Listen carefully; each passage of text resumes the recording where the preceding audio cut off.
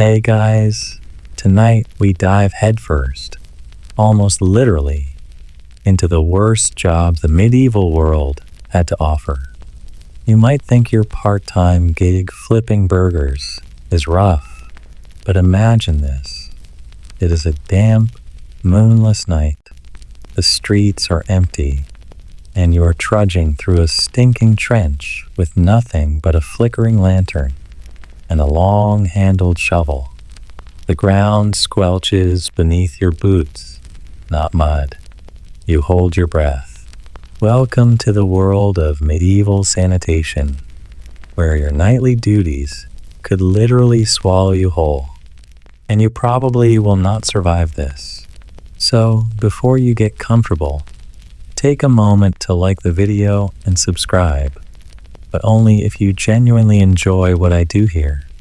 Also, let me know where you are listening from and what time it is right now.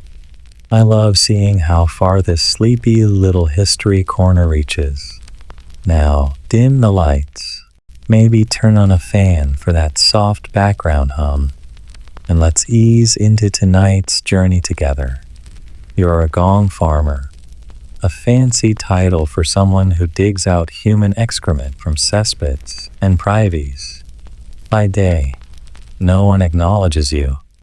By night, they need you.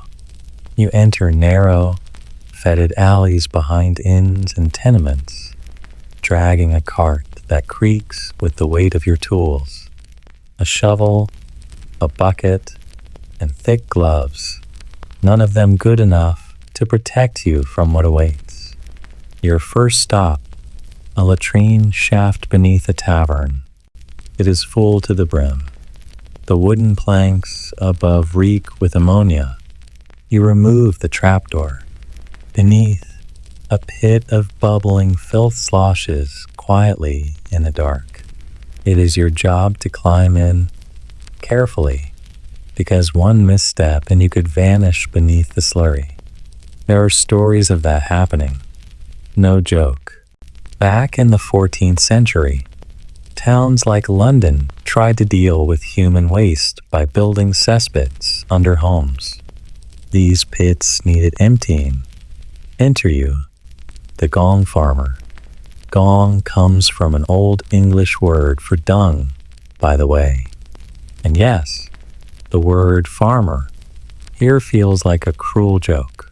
You use a long shovel to scoop sludge into your bucket. Then you haul it up, heave it into your cart, and head for the dump site, usually well outside the city. Your nightly routine lasts until dawn. If you are lucky, the weather is cool. If not, the stench clings to your skin no matter how many rivers you wade through. One fringe fact: the waste you collect is not entirely worthless. Farmers outside town actually pay to use it as fertilizer. So, indirectly, you feed people. You are like a very gross middleman of the medieval food chain. Small comfort when your boots rot through after a month. Historians still argue whether gong farmers were treated with scorn or secret gratitude. Some records suggest they were paid surprisingly well, sometimes more than unskilled laborers. But good luck making friends at the local tavern when you smell like 100 latrines. Even the clothing betrays your profession.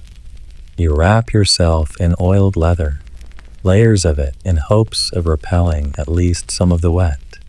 But you always end up soaked through. No perfume or flower garland will disguise it. People cross the street when they see you coming. Your own dog will not follow you home. And yet, the job exists because it has to. Medieval cities without sewage systems relied on men like you to prevent true catastrophe. When you do not work, cholera spreads. When you do, well, cholera still spreads sometimes, but a little less. Your sanitation with a shovel, a night soil ninja. an unsung hero in a very unfortunate profession. Every night, you see things. Coins that fell into the pit. Bones. Rings. Sometimes a rat's beady eyes catch your lamplight, and it scurries along the edge of the shaft like it owns the place. It kind of does. But you just keep scooping.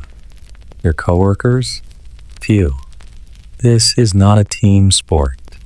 Some cities required you to register your profession and wear a badge to warn others. Others just ask that you keep your distance and forget about romance. No one wants to date the guy who smells like a latrine at every hour. Your hands blister. Your lungs burn. The fumes, rich in ammonia and methane, sometimes knock people out. Yes, there were accidental drownings. One report from 1326 describes a cesspit collapsing and swallowing an entire family bathroom while someone was inside. You just hope that is not your story. There is a routine to it, though. A strange rhythm. The shovel, the bucket, the dump. The sound of liquid filth hitting the cart has its own awful cadence. You stop noticing the smell after a while, or maybe your nose just gives up. You finish your rounds at sunrise. No applause. No thank you. Just aching limbs and a fresh layer of grime. You walk home as the city wakes, slipping into the shadows before anyone can see your face. Back at your shack, you peel off your layers. Your skin is raw. You scrub yourself with sand and vinegar. No soap can handle this. And then you collapse on your straw mattress, praying the stench will not haunt your dreams. But you will be up again tonight. The pits never stop filling. You barely get 4 hours of sleep before the sun slices through your shutters. Your dreams were, unsurprisingly, full of sludge and feet and buckets. But today is not about waste. No, today you are someone else, barefoot in a different kind of horror. You are a fuller now, and your job is to stomp on urine-soaked wool until it is soft enough to sell. Still want to time travel? You step into the workshop, or more accurately, a barn full of stench. There is wool everywhere, piled high, yellowed with lanolin, tangled with sticks and burrs. You take one breath and gag. That is normal. What you are smelling is ancient sheep grease, human urine, and foot sweat. You get used to it, or your brain just stops trying. The process is simple if you are a sadist.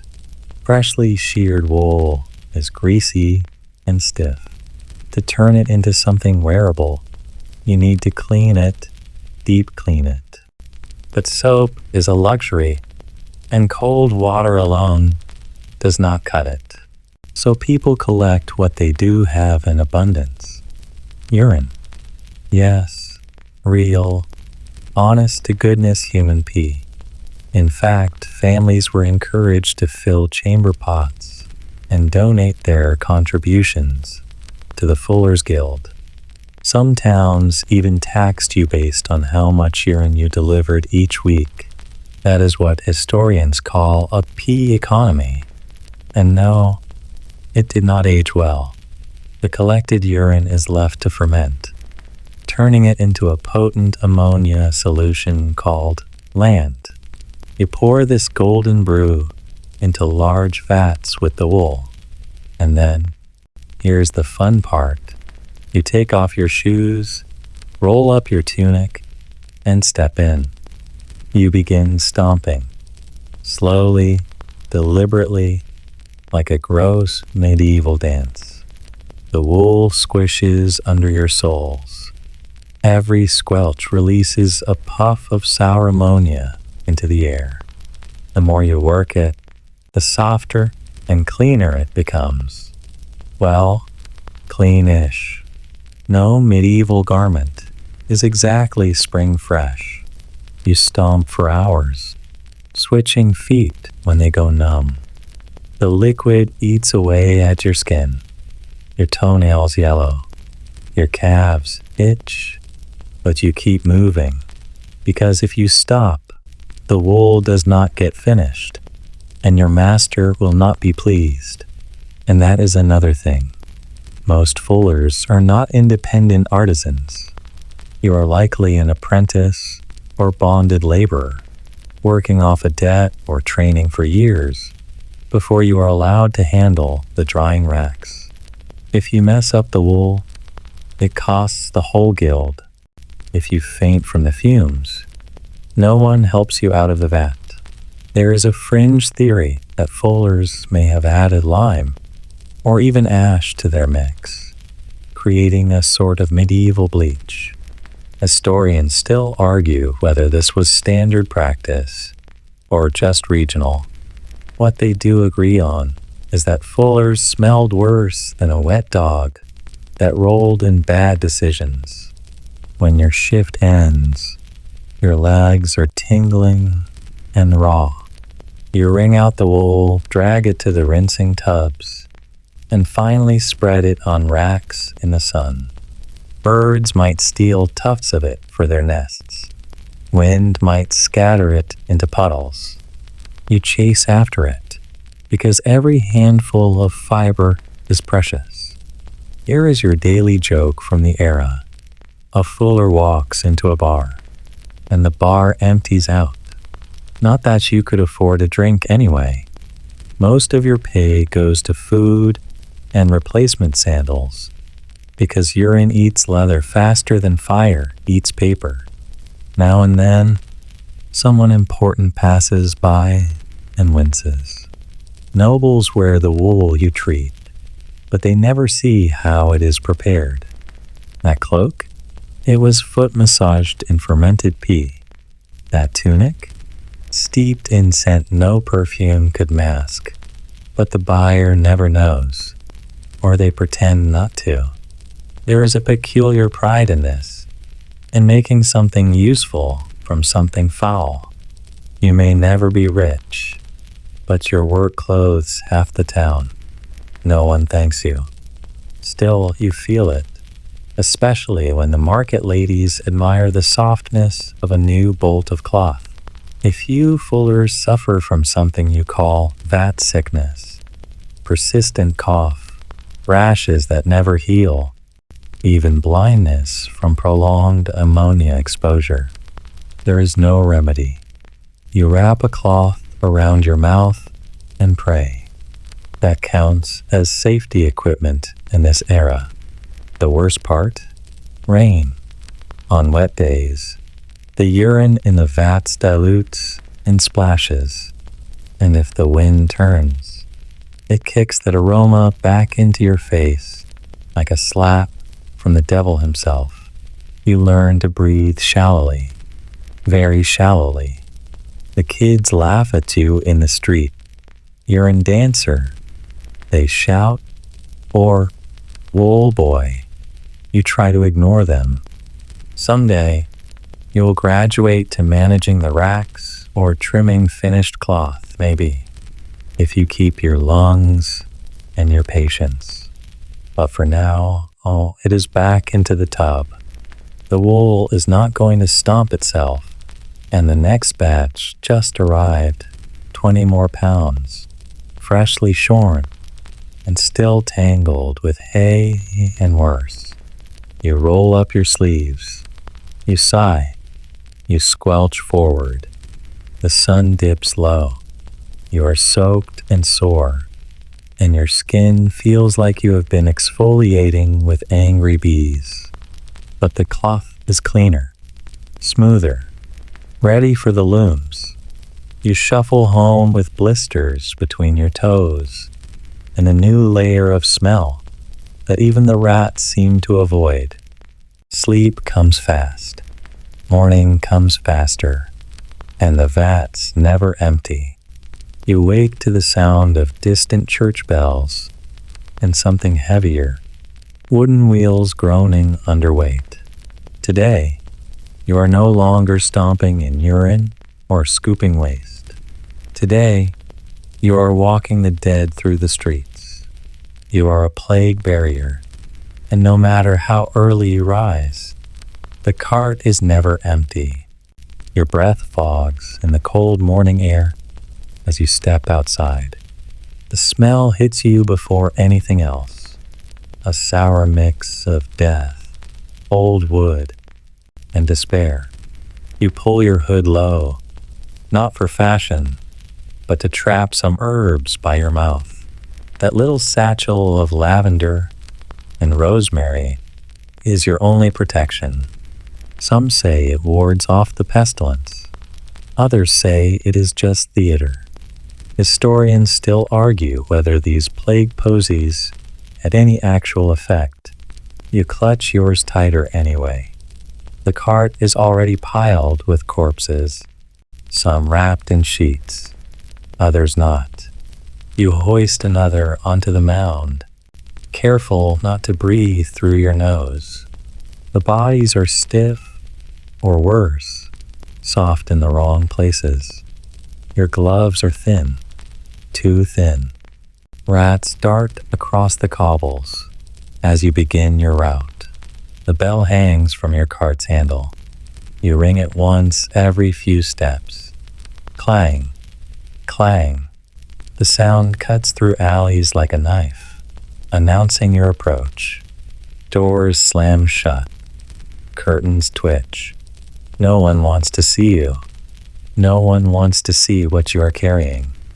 It is not just plague victims either. Sometimes it is starvation. Sometimes it is a different sickness. Sometimes it is just old age. But in times like these, no one is picky about where the bodies go. Your partner, a boy of about 12, says nothing. He is new. He stopped crying yesterday, which means he is adjusting. That is good. You cannot afford emotion in this line of work. You reach the back of a bakery. The baker's wife lies curled by the doorway, a crust of bread still clutched in her hands. You both know what to do. Wrap, lift, add her to the cart, ring the bell. In a strange way, this job is about rhythm, a grim cadence. Street by street, home by home, the days blend into each other. Sometimes you lose track of how many bodies you move. You start naming them in your head, not to mock them, but to remember they were once alive. Old man with the cat, girl with the red ribbon, that one who looked like he was smiling. Your destination is a plague pit on the city's edge. It is already half full. The ground squelches beneath your boots as you approach. The grave diggers wave you forward. They do not speak either. Their eyes are sunken, their hands covered in grime and worse. You unload the cart, one body at a time. There is no ceremony, no prayer, just a shovel's thud and a sigh. Sometimes the pits are lined with quicklime, a burning agent to hasten decay. Sometimes they are not. Depends on the budget. Depends on who died. Here is your quirky tidbit for the day. During the height of the Black Death, some burials included coins placed in the mouth, not for spiritual reasons, but as a crude thank you to plague barriers. A tip, if you will. You once found a silver penny in a corpse's collar. You bought gloves. They wore out within a week. The fear never goes away. Every cough, every itch, your heart skips. You see a spot on your arm and wonder, is it a bite? A boil? Is it your turn? But there is no time to check. The bell rings again. Another house is calling. Back in the city, people pretend not to see you.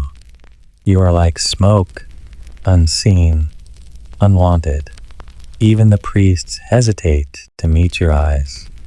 But someone must do it. Someone must clean up what the plague leaves behind. The worst part? It is not the smell or the rats. It is the children. Small bundles wrapped tight, faces pale, fingers still curled. You carry them gently, even now, even when the pile grows high. At night, you clean the cart, scrape the boards, oil the wheels. You wash your hands until they are raw, though it hardly matters. The sickness clings. It hides in seams, in hair, in the folds of your clothes. You try not to think about how many times you have stood by this same pit, or how familiar the path is now. You tell yourself that each trip helps the living, that without your work, the streets would overflow, that you are preventing more death. But it gets harder every day. And yet, the work continues. More bells, more bodies, more silence. The boy coughs once, but says nothing. You both look away. The church bells toll again. Another hour passed. Another round to make. The cart is never empty. Not really. The town is quieter today. Not because life has returned to normal, but because even fear gets tired. You, however, do not get that luxury, because today you are not a barrier. You are a leech collector, trudging waste deep through bogs in a profession so wet, so cold, so pointlessly squishy, it almost makes stomping urine look dignified. Your boots are already soaked. You tried to stuff straw in them this morning, but the marsh laughed and swallowed the effort. Water oozes in with every step, and your trousers cling like soggy bandages. You move slowly, carefully, because beneath the still surface of this miserable mire, your coworkers await, fat, glistening, and absolutely ready to latch onto anything warm. Leeches. You scan the surface. The trick is to stay still. Let them come to you. So you stop and wait. The cold creeps up your legs. Somewhere, a frog croaks mockingly. You feel the first one, a gentle tickle just above your ankle. Then another, halfway up your calf. You do not flinch. You let them bite, because this is your job. You are the bait. And while modern ears might shudder at that, bloodletting by leech was the go-to medical treatment for centuries. Headache? Leeches. Fever? Leeches. Mood swings? Definitely leeches. It was believed that purging excess blood could restore balance to the body's humors, a theory so entrenched that doctors clung to it well into the 19th century. Historians still argue whether the few successes were coincidence or something more. Your job is to collect the little vampires that make this madness possible. You wait out daily, letting them feast on you, then gently peel them off and place them into jars, alive and bloated. The best ones, the strong feeders, fetch a higher price. Gentlemen physicians love a lively leech. There's a fringe fact for you. In parts of medieval Ireland and Wales, leeches were nicknamed blood pearls, and in certain circles, they were seen almost as magical creatures. You personally think they are just slippery thieves with teeth. The worst are the ones you miss. You think you have counted them all, but as you walk home, Something wiggles behind your knee, inside your boot. You spend half your evening searching your own body like a paranoid squirrel. In theory, you are paid per leech, but the pay is pitiful. Many collectors are women or children, hired not for their skill, but because they are small, light, and can be replaced if they get ill. And illness comes often. The bog is no friend. You shiver with every step, and sometimes the wounds do not heal properly. Your legs are a roadmap of scars. It is not just the bites either. It is infection, swamp rot, a kind of wet decay that never dries. People think you are strange, dangerous, even. No one wants to sit next to the leech person at market. You might be carrying something. Or worse, you might have a jar in your pocket. They are not wrong. Some collectors, desperate for better yields, slash their own calves before stepping in, hoping the scent of blood will summon more leeches. You have not done that yet. There is something quiet about the bog, though, something ancient. Birds call overhead, insects drone lazily, and the air smells of damp moss and rot. If you forget why you are here, it almost feels peaceful until a leech detaches with a burp. You wince. That one took its time. Back home, you sort the catch. Each jar must be sealed tight and stored in a cool place. You are proud of your largest find, a thumb-length monster with stripes down its back. A doctor paid you double for it once. That paid for bread and ointment. But most days are lean. Your legs ache. Your hands stay pruny, even when dry. And leeches have no loyalty. They feed, then forget you ever existed. Sometimes, when you lie in bed, you swear you can still feel them crawling. You slap at phantom bites in the dark. It is not fear, exactly. It is just the echo of being bitten every single day. But you get up anyway. You go back in. Because as long as people believe in humors and balance and bad blood, there will be demand for leeches. And as long as there is demand, there must be bait. And today, that is you. Again. Today, your boots stay dry, but your soul? Not so much. Because today, you are an executioner's assistant, not the man with the axe, not the one history books reluctantly name. You are the figure behind the scaffold, unseen, unthanked, and absolutely essential. You arrive early, before the crowd gathers. The square is still quiet, except for the clunk of barrels and the distant grumble of chickens. You set up the stage. Literally, you drive the pegs, tighten the ropes, and sweep the boards clean of yesterday's leftovers. It is not glamorous work. The wooden planks are stained dark in places. You do not ask what with. You already know. And you know better than to comment on the smell.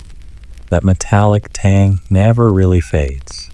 Rain just makes it worse.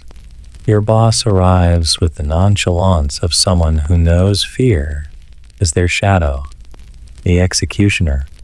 Hood or no hood. People avoid him.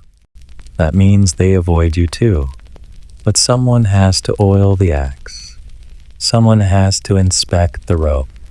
Someone has to tidy the body once the deed is done. That someone is always you. You are the middleman of mortality. You check the list. Today, it is 2 thieves and a heretic. Maybe a last-minute addition if someone confesses in the dungeon before noon. You prepare the scaffolding. You lay out the tools. You test the trapdoor release 3 times.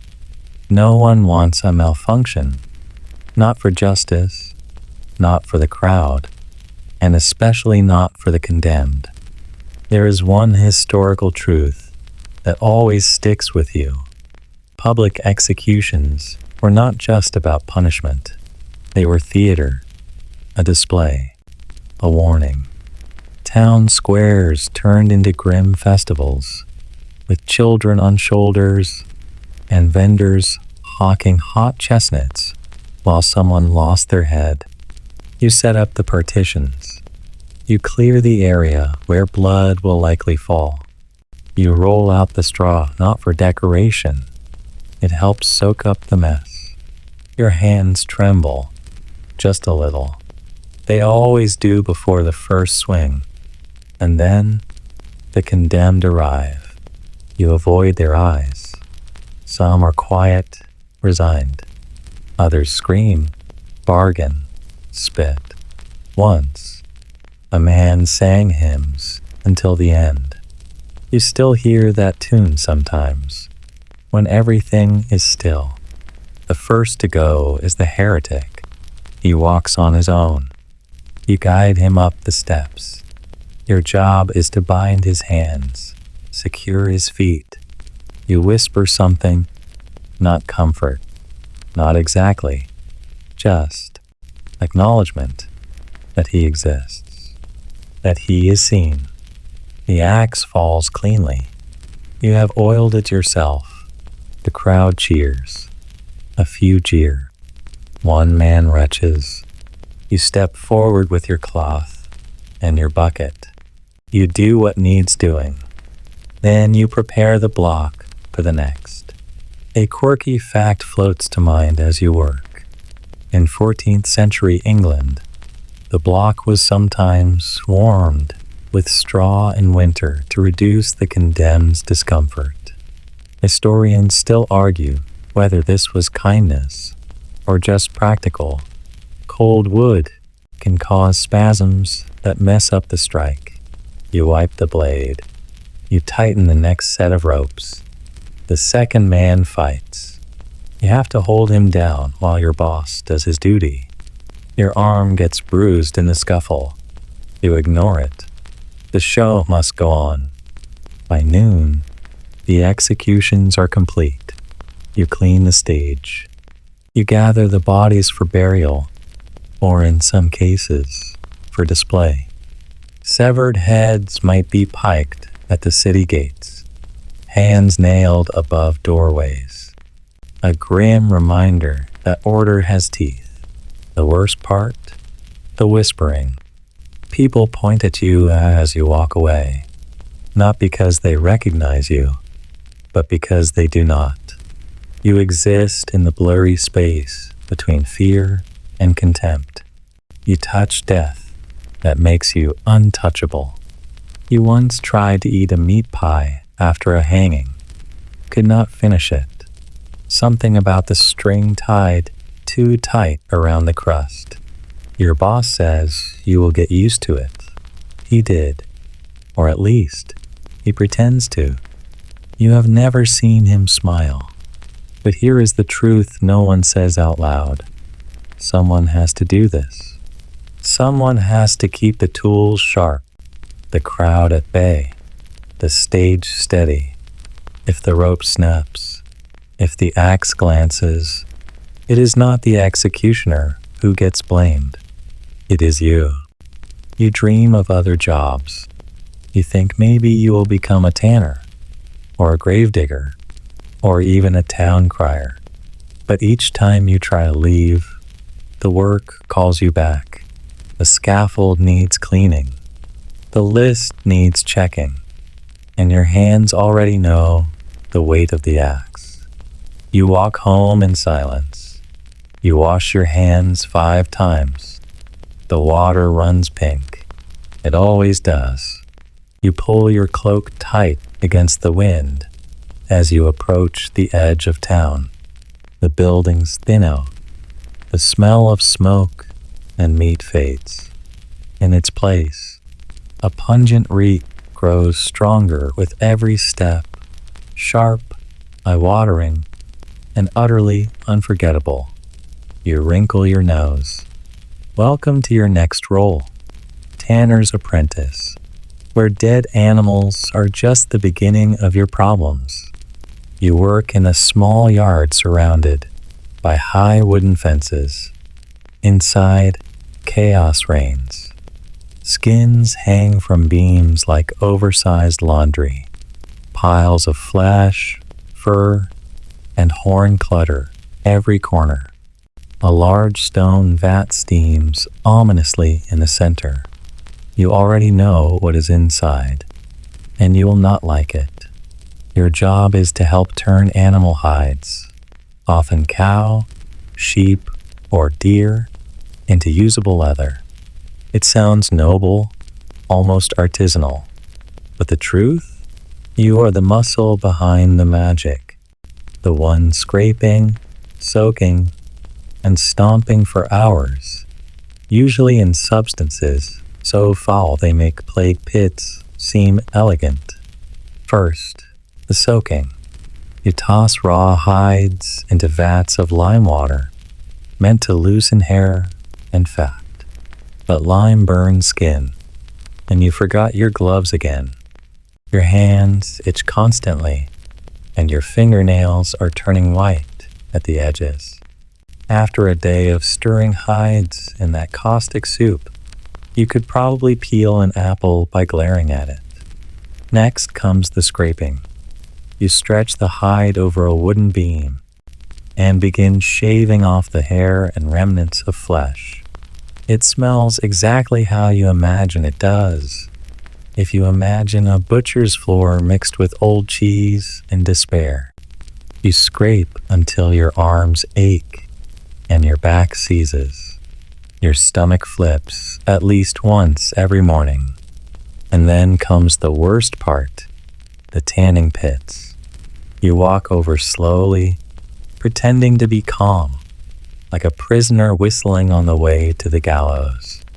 The pit is filled with a thick, brown sludge. The main ingredient? Human urine. Yes, real, fermented, pungent urine, collected from chamber pots and sold by the bucket to workshops like this. It softens the hide and sets the leather. You wade in up to your knees, stirring with a wooden paddle. Sometimes the paddle breaks, and you use your hands. Your boots leak. You try not to think about it. And here is your quirky tidbit. In Roman times, urine collection was so profitable that Emperor Vespasian imposed a tax on it. Some medieval towns followed suit. The PP tax, basically, you do not know who gets the money now, but it sure is not you. After the pit, the hides are rinsed, hung, stretched, and smoked. The smoking is the closest thing to pleasant in your entire day. It masks the other smells just long enough for you to forget where you are. But tanning is not just disgusting, it is dangerous. The chemicals eat your skin. The gases burn your lungs. Some workers go blind. Others lose toes. Historians still argue whether long-term exposure shortened lifespans or simply made life feel longer. You wear the same clothes every day, not by choice, but because nothing else you own can mask the smell. Even the town dogs avoid you. Children point. Shopkeepers rush to close their doors as you pass. You stopped attending church because people refuse to sit near you. And yet, leather is gold. Not actual gold, but close. It is used in armor, shoes, belts, book covers, saddles. Your work touches everyone's life, even if they pretend not to know you exist. There is a strange rhythm to tanning. The days blur together. Scrape, soak, stir, stretch, hang, repeat. Your hands are stained. Your skin always smells faintly of ammonia, even after a long wash. And your dreams, sometimes they are full of hides, stretching endlessly in every direction, flapping in a wind that smells like vinegar and rot. Once, a master tanner told you something that stuck. It is not the stink that gets you. It is how normal it becomes, and he was right. You no longer flinch when a fresh carcass arrives. You no longer gag at the pits. You joke about the urine now. It is either that or cry. You end the day rinsing the hides with river water, fingers numb from the cold. You stare at your reflection in the murky surface, tired eyes, red knuckles, hair stiff with smoke. A tanner's apprentice, a craftsman, a ghost that no one wants to greet in daylight. But you are part of the chain that keeps the town clothed, armored, and equipped. That fine pair of boots on the mayor's feet? Probably yours. That shiny saddle on the knight's horse? Definitely yours. They may not thank you, but without your work, they would all be barefoot and riding donkeys. You walk home in silence. People part without a word. You do not blame them. You scrub your hands with lye soap twice. Still, your bed smells faintly of cow. Tomorrow, you will do it again. The sun is not even up yet, but your day has already begun. The smell of cold ashes clings to your tunic. Your breath fogs in the chill air, and your feet crunch over last night's frost as you head toward the outskirts of town. You are a gong farmer, a job so wretched, it is whispered about more than spoken aloud. You clean out latrines, cesspits, privies. In other words, you shovel poop for a living. Do not let the word gong fool you. It is not some ceremonial gong you get to bang. No, in medieval English slang, gong means dung. Gong farmer literally means manure mover.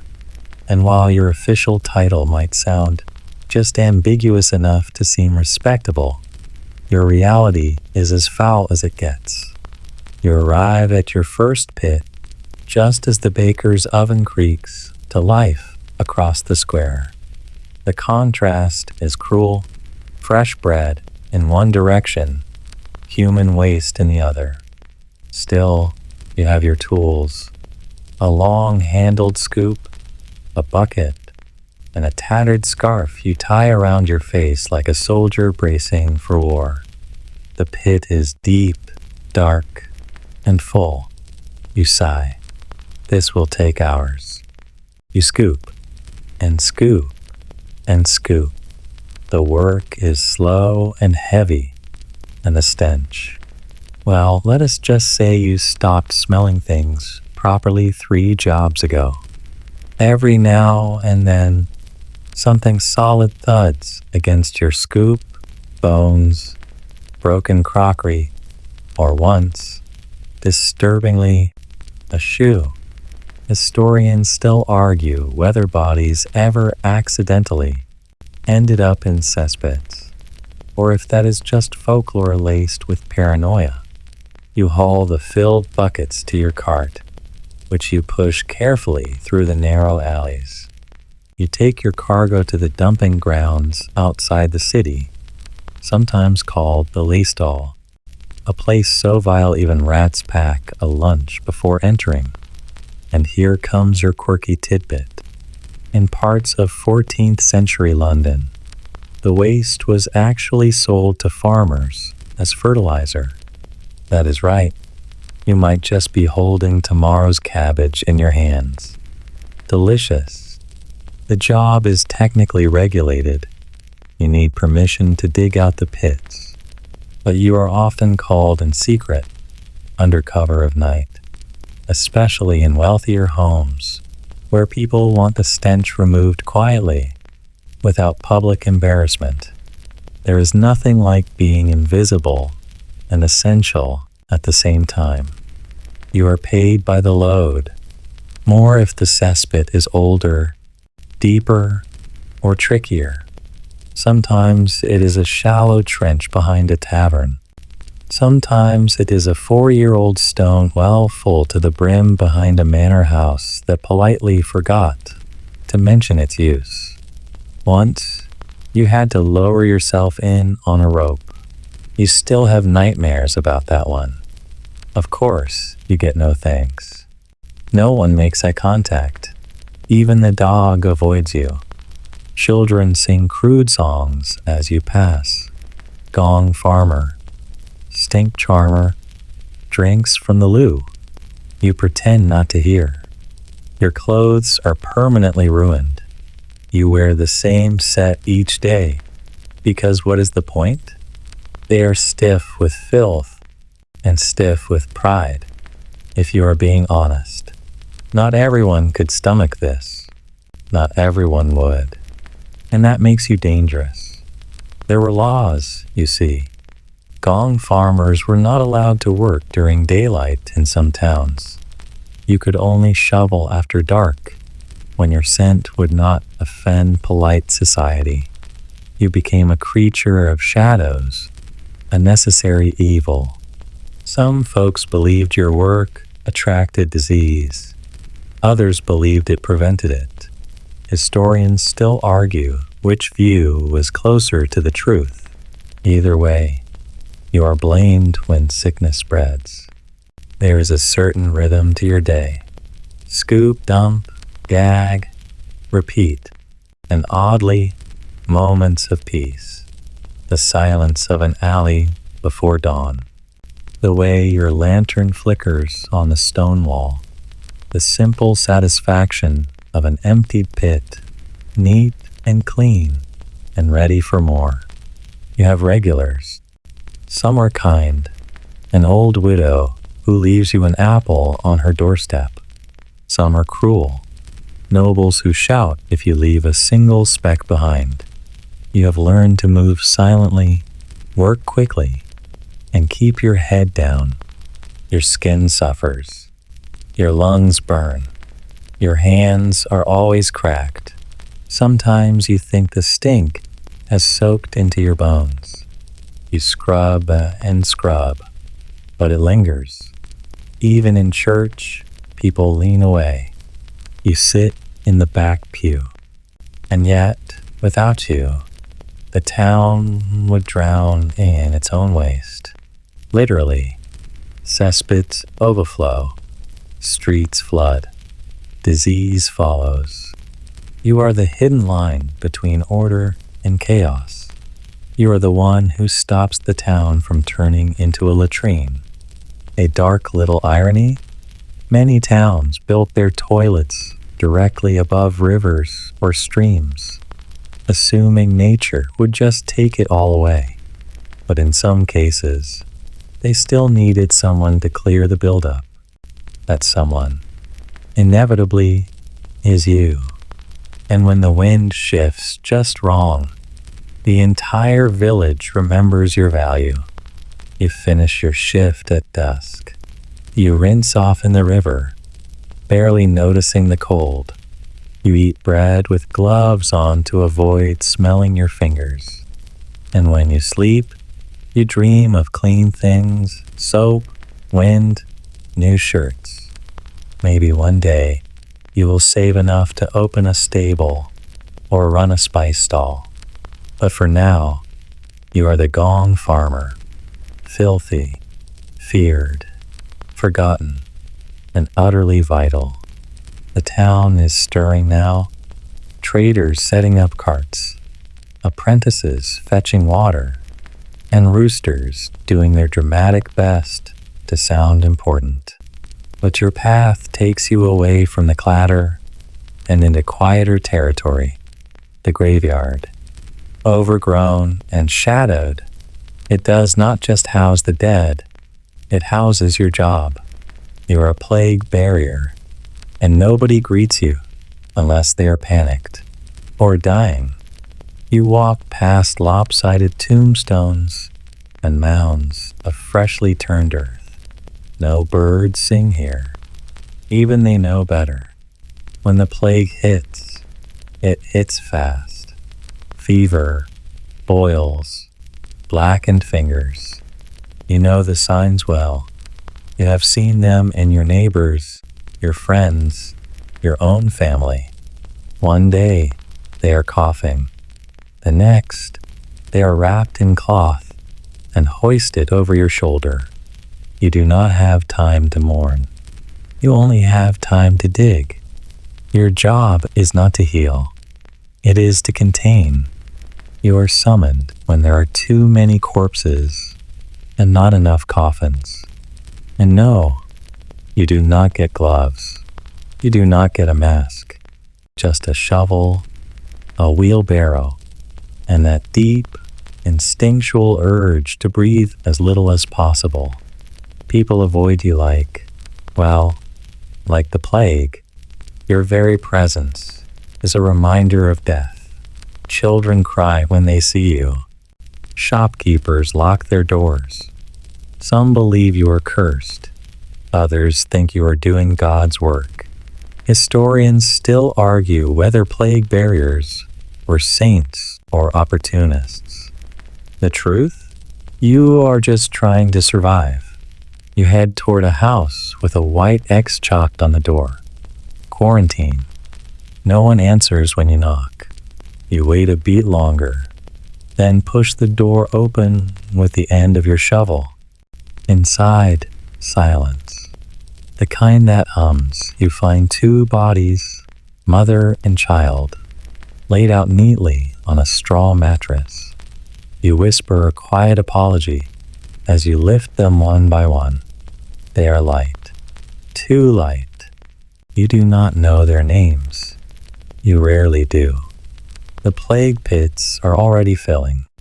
Some are shallow ditches, dug in haste during the worst waves. Others are mass graves, deep enough to fit dozens. You lower the bodies in, covering them quickly. A sprinkle of lime if supplies allow. Most days they do not. The smell is always there. Sharp, sweet, and wrong. You try not to inhale when the wind shifts. You try not to look at the faces, but sometimes you do. And sometimes they look like someone you knew. Here is your quirky fact. In some towns, authorities paid extra for bodies buried before sundown. Why? Because people feared the dead might rise again if left exposed overnight. Rational? Not at all. But fear does strange things to reason. You work alone, mostly. Sometimes with another barrier. If things get bad, you speak little. There is not much to say. Jokes feel out of place. And singing, well, the only tune you have heard lately is a child humming Ring Around the Rosie, which, ironically, might be about you. Your clothes are filthy. You burn them when you can. You rub garlic on your chest, hang posies near your face, and carry a rag soaked in vinegar. None of it works, but it makes you feel better, which is all anyone can hope for in times like these. The days blur together, house to pit, pit to house. At night, your dreams are filled with digging. Dirt clogs your nostrils. Bones rattle under your feet.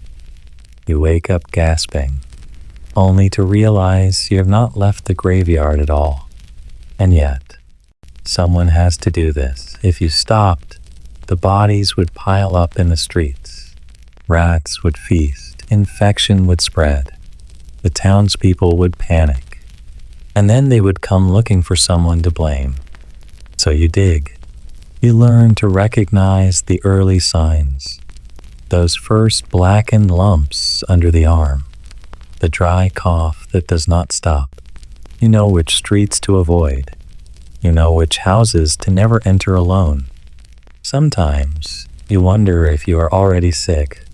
Maybe you just have a strong stomach. Or maybe your time is coming, and you will not even feel it when it hits. Some say plague barriers had immunity. Others say you just got lucky. Historians still argue whether those who handled bodies constantly developed resistance or simply died too fast for anyone to record it. Once, a priest offered to bless your shovel. You said yes, not because you are pious, but because at this point you will take anything. Blessings, superstition, a rabbit's foot, anything to keep death at bay a little longer. The town eventually quiets. The chalked doors fade. The coughs slow. And for a moment, it feels like the plague has passed. You know better. It always comes back. But for now, you rake the soil smooth over the newest row, plant a stick to mark the end, and head home.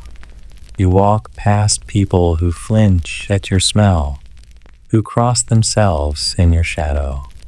You have no fame, no comfort, no thanks, but you have a role.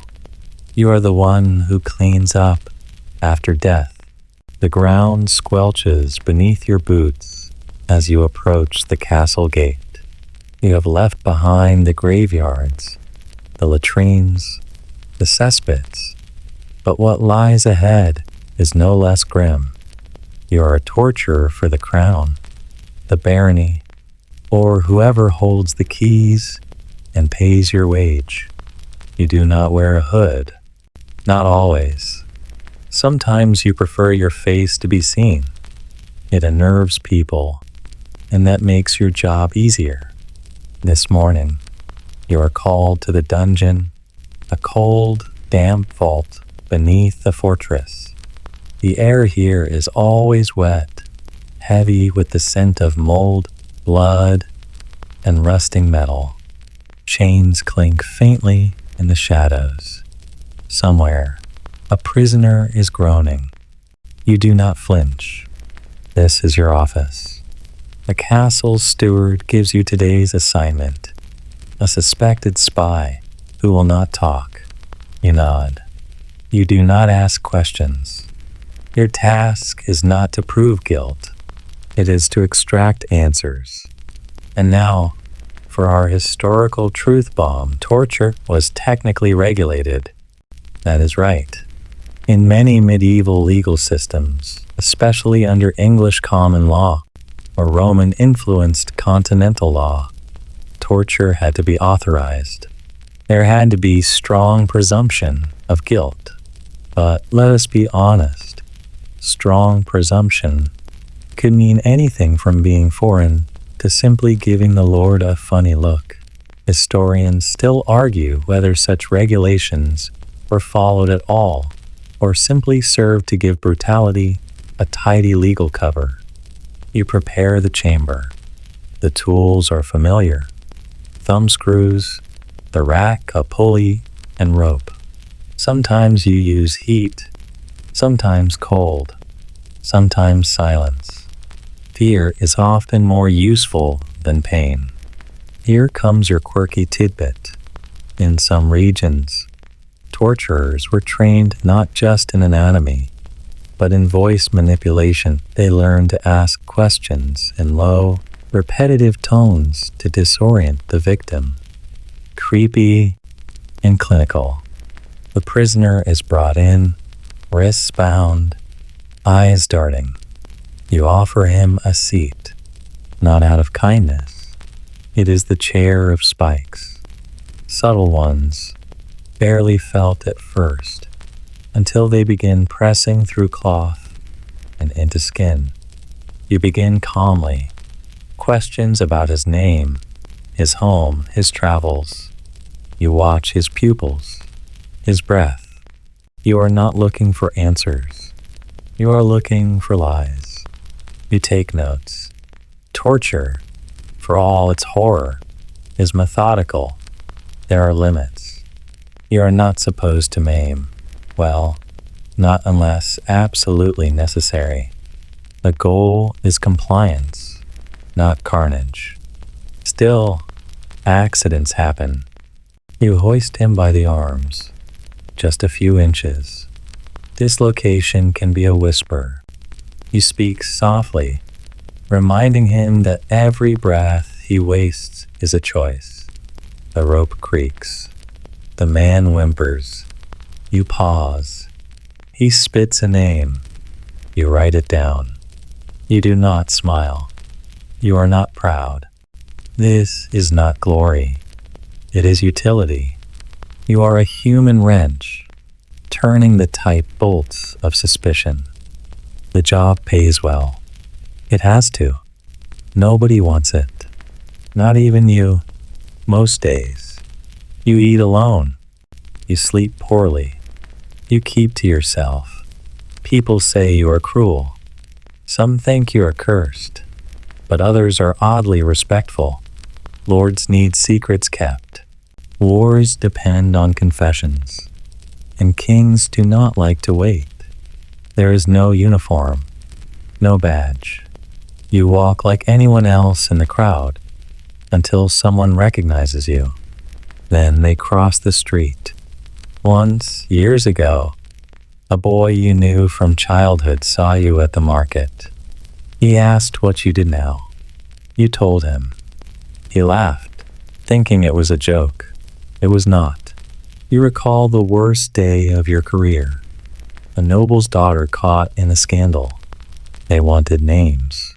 She did not have any, but they did not believe her. You did your job. You still remember her face. Still wonder if she ever lied at all. Historians still argue whether torture ever truly worked. Some say it extracted lies more often than truth. Others claim it produced actionable intelligence that shaped history. The truth probably lies somewhere in the murky middle, like everything else in your world. There are, of course, those who enjoy it. You have met them. Grinning fools with a taste for cruelty, too eager with the iron tongs. You do not work with them long. Even in this job, there is a line. You clean your tools with care, oil the moving parts, stack everything neatly. You lock the door behind you. Someone might need the room tomorrow. And then you walk out into daylight. You buy bread, nod at the innkeeper, and feed a stray cat. You watch children play in the mud. You look perfectly normal. Because here is the truth nobody admits. The man who tightens the rack is often the one who smiles politely at dinner. You do not whistle. That would be too much. But you do breathe in the warm air. Let the sun hit your face and pretend, for a moment, that you are just a blacksmith or a mason or a man with clean hands. But you are not. You are the torturer, silent, precise, unforgettable. The marketplace buzzes with life, but your role is far from the cheerful chaos. You are a rat catcher, the medieval world's frontline defense against plague, famine, and destruction. Your day begins at dawn, armed with a sack, traps, and an almost supernatural patience for vermin. You navigate the narrow alleys where rats reign supreme. They scurry over barrels, hide in thatched roofs, and feast on the city's scraps and its refuse, of course. You know every secret rat path, every nest hidden behind rotting wood or under cellar stones. Rats are cunning, almost like little furry ghosts that slip away just when you think you've cornered them. Your task is brutal, Catch as many rats as possible before they can multiply unchecked. They carry fleas, the very fleas that spread the plague. Without you, disease would sweep through the town like wildfire. Here's the mainstream fact. Rat catchers were officially employed in many medieval cities, especially after the Black Death. They were paid per rat, which sometimes led to bizarre competition and creative counting. Historians still argue whether these payments truly reduced rat populations or simply encouraged over-reporting. You set your traps in the dark corners, baiting them with bread soaked in something pungent. Your trap snaps shut with a satisfying click, but sometimes you miss, and the rats slip away, almost mocking you. You wear a leather cap with ear flaps, gloves patched with rat teeth holes, and boots that have seen better days. Your sack jingles with the day's catch, sometimes dozens, sometimes hundreds. Your quirky tidbit? Some rat catchers traveled with ferrets, small, wiry hunters trained to flush rats from their holes. Ferrets were both pets and tools, and in some cases, companions during long, lonely nights. You swear your ferret understands your mood better than any person ever could.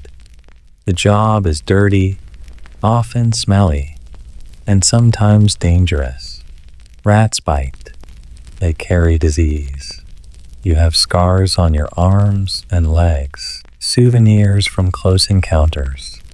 You deal with disgruntled townsfolk, too.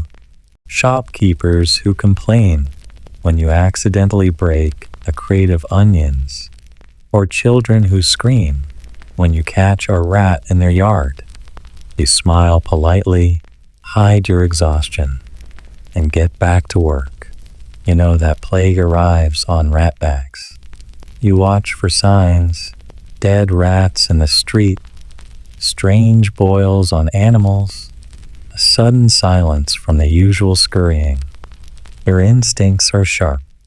Some say rat catchers had a sixth sense, a survival skill born from constant danger. You are sometimes hired by nobles to clear their cellars or kitchens. Your reputation spreads quietly. The better you are, the more work you get. But the work never truly ends. At night, you clean your traps, mend your gear, and prepare for tomorrow. You dream of rat-free cities. It feels impossible, but hope is what keeps you going. And when you finally collapse on your cot, exhausted, you know this. You may never be thanked. You may never be noticed. But without you, the city would fall. You are the rat catcher, silent guardian of the streets, and the city's unseen hero. You step into the chilling darkness beneath the city streets, the sewers. The stench is overwhelming, a thick soup of decay, human waste, and mystery. Your role is as grim as the tunnels. You are a night soil collector, the medieval sanitation worker, responsible for hauling away the city's filth before it drowns the living in disease and stench. Your day begins at dusk, when the street's empty, and you lug your wooden bucket and shovel through narrow lanes. You knock on doors, demanding the night's waste, the night soil from chamber pots, cesspits, and open latrines is loaded into your cart. The work is foul, back-breaking, and desperately necessary. Here's a historical fact. In many medieval towns, laws required residents to pay night soil collectors to remove waste regularly, as overflowing cesspits could cause deadly outbreaks. Yet, ironically, some farmers prize night soil, as fertilizer, creating a strange cycle of filth and fertility. Historians still argue how well the system balanced public health and agriculture. Your quirky detail? Some night soil collectors used to carry a sprig of rosemary or lavender, more for their own comfort than any real deodorizing effect. You learned early on that denial is a useful survival tool. The city's walls echo with your footsteps as you dump the waste into rivers or designated pits far from human habitation. The smell follows you like a shadow. Rats and insects swarm around your work. Sometimes you swear you feel their eyes watching. You avoid eye contact with townsfolk. Most see you as a necessary evil, the smelly, invisible force keeping their homes livable. Children run away crying, and wives glare from windows. You accept it. You do not work for praise. Your hands are cracked, your back aching, but your mind sharp. You know every alley, every privy. You know who hoards waste and who is careless. You know where disease lurks, because filth is the breeding ground for pestilence. In some cities, night soil collectors formed guilds, setting prices and rules. You respect the unwritten code. Keep the waste moving, keep the city breathing. The city's elite pay more, of course. You deliver special loads to manors, always careful to avoid their servants' disdainful stares. A tipped coin here, a whispered thanks there rare, but treasured. You are aware of the scholarly debate. Some argue medieval sanitation was more effective than commonly thought, thanks to workers like you, while others believe filth and poor drainage made cities death traps. The truth is murky, like the water you dump your load into. You end your shift as the dawn breaks, exhausted but fulfilled. The city wakes up clean, unaware it owes you its health. You wash yourself in the river, scrubbing the grime and odors off your skin, though some never leave. You wear your stench as a badge, a reminder of the ugly work nobody else dares to do. You are the night soil collector, guardian of the city's darkest secrets, keeper of its survival. The cold air bites your cheeks as you approach the riverbank. Your hands are raw, but your eyes remain sharp. You are the leech collector, a strange and unpleasant profession that straddles the line between nature's oddity and medieval medicine's desperate hope. Your morning begins at the muddy edge of a slow-moving stream or pond. You crouch, dipping a leather strap soaked in fresh blood into the water, hoping to lure your tiny, slippery quarry.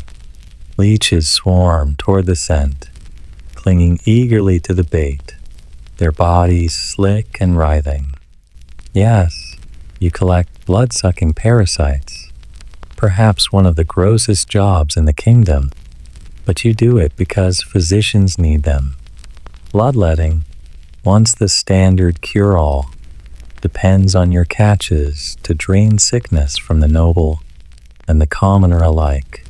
Here's a historical fact for you. Leech therapy was a cornerstone of medieval medicine, believed to balance the body's humors. King Louis XIV reportedly used hundreds of leeches during his lifetime.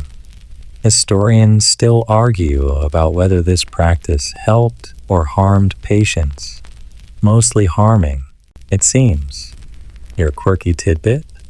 In some parts of Europe, leech collectors wore thick leather gloves, but rarely succeeded in avoiding bites on their exposed faces and necks. They were covered in scars and bite marks, often mistaken for victims of assault rather than professionals of their trade. You carry a small jar to hold your catch, careful to keep it moist. Leeches need water and skin to survive. You have heard tales of collectors who, out of desperation, fed leeches on themselves, earning strange nicknames in taverns. Your skin crawls as you think about it. Despite the grossness, your role is respected. Doctors prize your supply, and sometimes you accompany them during bloodletting sessions. You have seen patients faint, scream, or surprisingly relax as the leeches drain their ailments. You are careful, precise, and patient. You know where to find leeches, when to harvest, and how to care for them. Your work is seasonal. Leeches multiply in the warmer months and retreat in winter, leaving you time to rest and repair gear. The leeches themselves are fascinating creatures. They sense heat and movement, attaching themselves with surprising speed. Their saliva contains anticoagulants, keeping blood flowing once attached. You have seen one leech drink over 5 times its own body weight in blood, an impressive feat for such a small animal. Sometimes you wonder if you are just a middleman in a strange biological chain, a participant in rituals as old as medicine itself. At the end of the day, you return to the town with your jars full, careful to avoid spilling the slimy treasures. The doctors thank you with coin, or occasionally a healing herb. You are the leech collector, odd, necessary, and strangely essential. Your job may not be glamorous, but it has its place in the delicate balance of life and death. You wake up before dawn, the crisp morning air nipping at your skin. Your hands are calloused, your tools heavy in your belt. Today, you are the knocker-upper, a profession that sounds like a bad joke, but is absolutely vital in a world before alarm clocks. Your job? You wake people up, not just a gentle tap. Your job is to make sure the baker gets up to start the ovens, the blacksmith begins hammering, and the town's gatekeeper is alert for the morning shift. You patrol the streets, armed with a long stick, sometimes a pea shooter, or even a tiny hammer, tapping on windows until the groggiest of sleepers stirs. It is not an easy job. You have to know every household schedule, every sleeper's quirks. Some people open the window to curse you, others toss a slipper in your direction. The children often chase you, giggling or trying to steal your tools. Here's a historical fact. Knocker-uppers were common in English and Irish towns from the Industrial Revolution onward, but their roots trace back to medieval times, when workers were woken by town criers or church bells. Historians still argue whether informal neighborhood wake-up calls were more effective than official signals. Your quirky tidbit? Some knocker-uppers used pea shooters loaded with dried peas to tap windows from a distance. A soft pop was annoying but less likely to cause damage. Others favored a long stick with a rubber tip. You prefer a small mallet, efficient and rhythmic. You navigate the dim streets, your breath misting in the cold air. You learn the patterns. The baker's shop shutters open at 5, the blacksmith's forge roars by 6, and the laundress begins her work at dawn. Despite the importance of your work, you are rarely thanked. You are the ghost of the morning, slipping through neighborhoods before the city wakes. People depend on you, but rarely see you. You know that in some towns, knocker-uppers had their own union, or what passed for one in those days. They met quietly, shared tips on how to avoid angry dogs, and swapped gossip about the best pay. The job requires stamina, a good memory, and thick skin. Literally, you often get slammed with doors or splashed by buckets thrown by disgruntled sleepers. You also carry a small pouch of salt or pepper. When a household ignores your knocking, you sprinkle a little on the doorstep, an old superstition believed to wake sleepers or keep evil spirits at bay. Whether it works is debatable, but it makes you feel proactive. You finish your rounds as the sun rises, the town beginning to buzz with life. You head home, exhausted but satisfied. You know you have helped start 100 days. You are the knocker-upper, the unsung herald of dawn, the reason the town wakes up on time. And no, this is not a medieval job everyone wanted, but someone had to do it. You step carefully onto the muddy bank of the river, your feet sinking slightly into the damp earth. You are the mudlark, a scavenger of the worst sort, wading through filth and refuse to uncover anything of value. The river's edge is your workplace, dark, dangerous, and full of surprises. Mudlarks are the city's forgotten scavengers, children and adults alike who hunt in the river mud for lost coins, scraps of metal, or anything worth selling. You know the currents, the tide schedules, and the spots where people accidentally drop their belongings during river crossings or market days. Here's a historical fact. Mudlarks were common in London during the 18th and 19th centuries, but similar roles existed throughout medieval Europe, where rivers were dumping grounds for waste, lost goods, and occasionally treasures. Historians still debate whether mudlarks were criminals or simply desperate poor trying to survive. Your quirky tidbit? Some mudlarks kept trained dogs to sniff out metal or buried treasure in the muck. Others fashioned makeshift tools from bones or sticks to dig deeper. You, however, prefer bare hands, more sensitive to subtle changes in texture beneath the mud. The mud is cold and slimy, clinging to your clothes and skin. You crouch low, sifting through debris, broken pottery, rotted wood, fish bones, and the occasional human hairbrush fill your fingers. Every so often, a glint of metal catches your eye. A copper coin, a silver button, a rusted nail. You are no stranger to danger. The river is home to aggressive rats, sharp broken glass, and the ever-present threat of drowning if the tide suddenly turns. You have friends who have been lost to the river's grasp, swallowed by the dark waters, or trapped in hidden holes.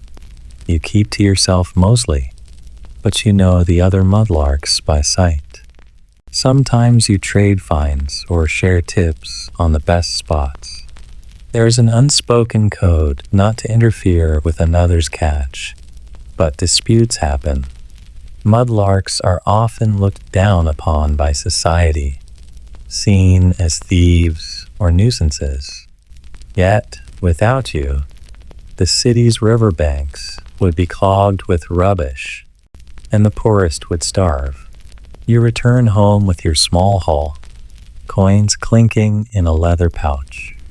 The money is never enough, but it keeps hunger at bay. At night you dream of a dry, clean life, but tomorrow the river calls you back. You are the mudlark, the scavenger of the river's secrets, the one who finds value in what others throw away. And yes, it is as miserable as it sounds, but it keeps you alive.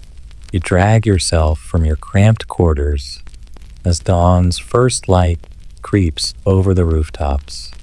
The air is thick with smoke and the scent of charred wood. Today, you take up the dangerous role of fire lookout, the city's earliest warning system against devastating flames.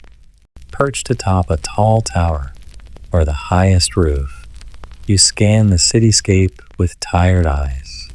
You watch for the faintest wisp of smoke, the glint of flames, or the sudden panicked movements of townsfolk. Your job is simple but terrifying. Spot fires before they spread and raise the alarm. Here's a historical fact. Medieval towns often had designated fire lookouts or watchmen stationed on towers to monitor for fires, especially since most buildings were timber and thatch. Historians still debate whether these early warning systems actually reduced fire damage or merely delayed inevitable destruction. Your quirky tidbit? Some fire lookouts used large wooden drums or bells to alert the town. In some places, they even employed trained pigeons, released to carry urgent messages to neighboring settlements. Early medieval firefighting drones, if you will.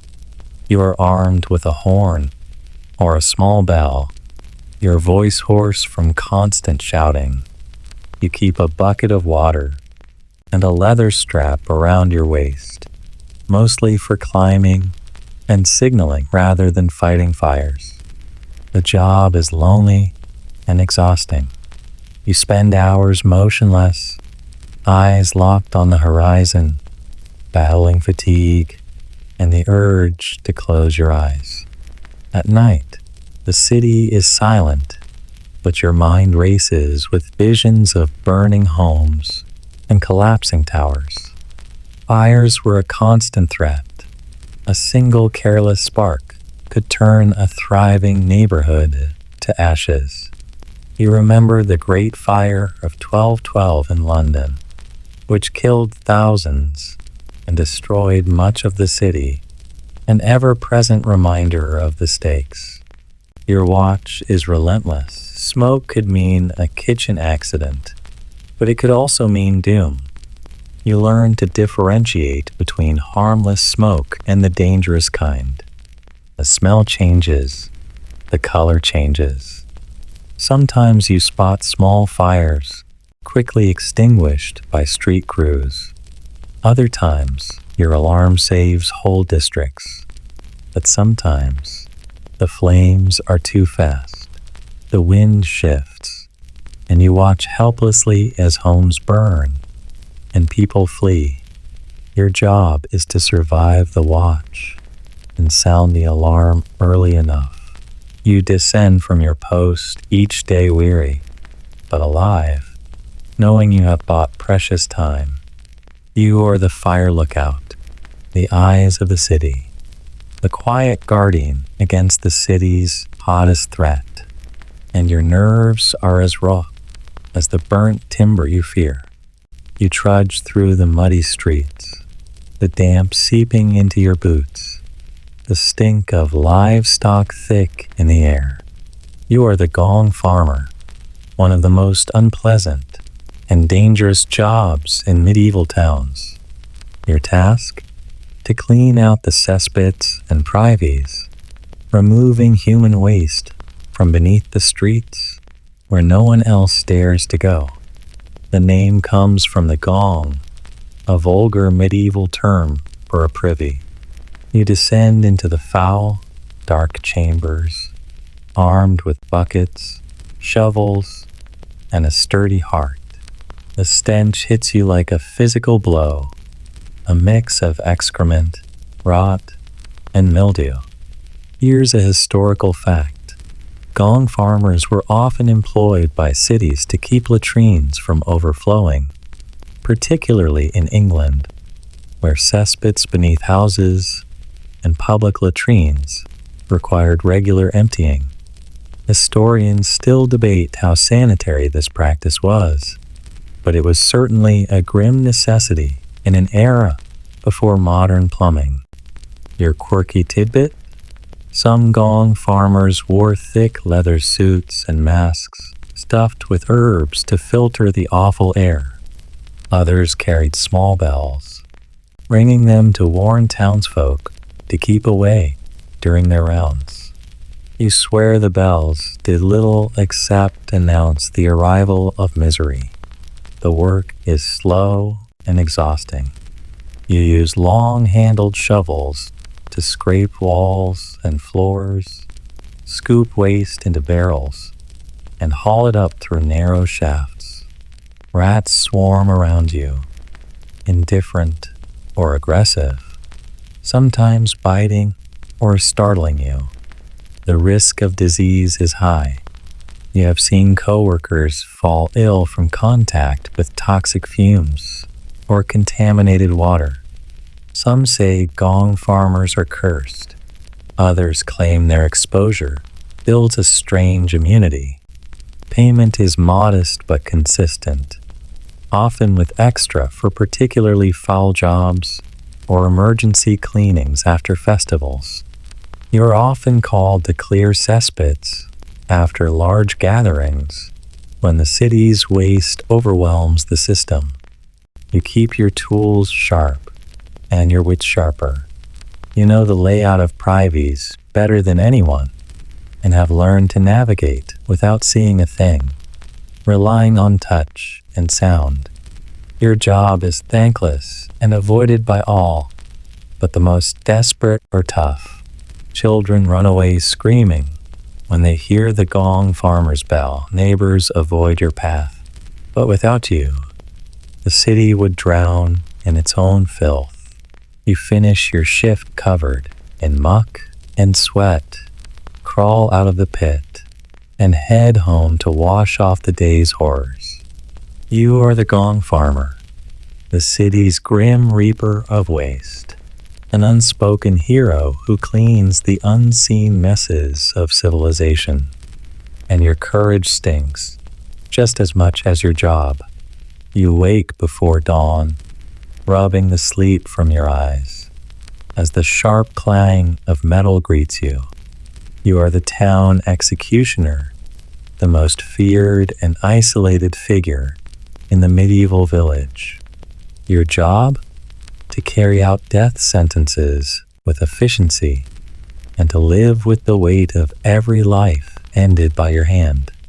Despite the grim nature, executioners were often among the highest paid laborers, paid by the town or noble to deliver justice.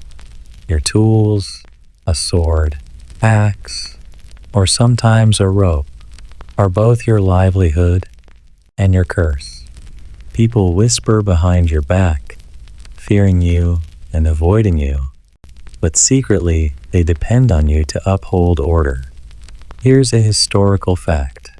In many medieval societies, executioners were socially outcast, forbidden to marry within the community or participate in church rites fully. Historians still argue how this paradox shaped their role, both powerful and powerless. Your quirky detail: executioners sometimes doubled as butchers or torturers, using their skills for various town needs. Some wore masks to hide their identities, while others kept pets, black dogs or ravens, that added to their ominous reputation. You arrive at the square when the crowd gathers, some jeering, some silent. The condemned is led forth, and you perform your grim task swiftly. Mercy is rare, precision is everything. Afterward, you clean your tools and yourself, knowing every blade's edge must be sharp and ready. You keep to the shadows, avoiding festivals and celebrations. The people may depend on you, but they do not embrace you. You carry the burden of life and death, a solitary figure between justice and cruelty. You are the town executioner, feared, necessary, and eternally alone. A shadow no one wants, but everyone needs. The early morning fog clings to your clothes as you steady yourself by the city gates. You are the gong farmer's assistant, or more bluntly, the night soil carrier. Your grim task? To transport the human waste collected from cesspits and latrines out of the city, far from the noses and eyes of polite society. You haul heavy barrels and buckets of the foulest sludge imaginable, balancing the weight with the skill only gained through long practice. Your path takes you along narrow alleys, under moonlight, past shuttered windows and silent streets. You are the city's darkest secret, carrying the refuse nobody wants to acknowledge. Here's a historical fact. Medieval cities often removed human waste at night to avoid public nuisance, dumping it in designated pits or fields outside town walls.